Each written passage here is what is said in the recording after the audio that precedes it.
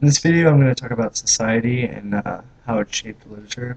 It's pretty evident that modernism was affected by society in various ways. Um, you have innovation, abstract ideals, not only in literature but in art. And I think what was happening was, as far as World War II, or World War One actually, um, you're seeing in the Great Depression as well. You're seeing a huge uprising. Um, I mean, the factual information that's being published and composed into modernism works. Um, the Great Depression affected people's mood in that time period, and I think modernism could be almost dark and somewhat depressing in that time period as well, so it kind of correlated with that as well.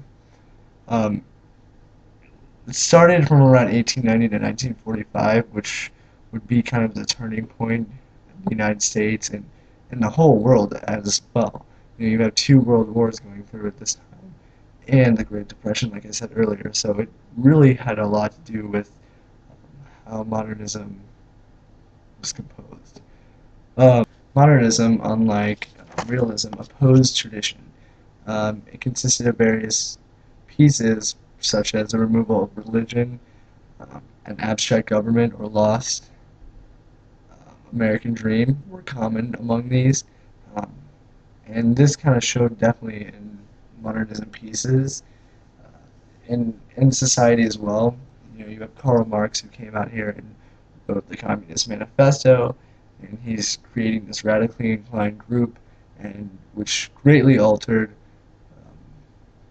society. You have people coming in and belonging to the Socialist Party now, but at the same time, I think that society had more of an effect on literature itself. Like I said earlier, the opposition toward tradition kind of allowed for advancements in literature. It allowed for much more new ideals to arouse, thus correlating with society and basically just representing what society was at that time period, how it was changing, and everything around us was advancing or just opposing tradition and conservatism. Um, it also affected art greatly as well. You have more abstract ideals in art. Um, you have more controversial pieces as well because of society and how it's becoming more controversial and politically inclined and just questioning almost. And I think it's pretty apparent that literature was definitely shaped, modernism especially, was definitely shaped by society. And I think that a good representation of that would be all of the various authors that wrote, Karl Marx, Ernest Hemingway. They're all good representations of society shaping modernism in literature.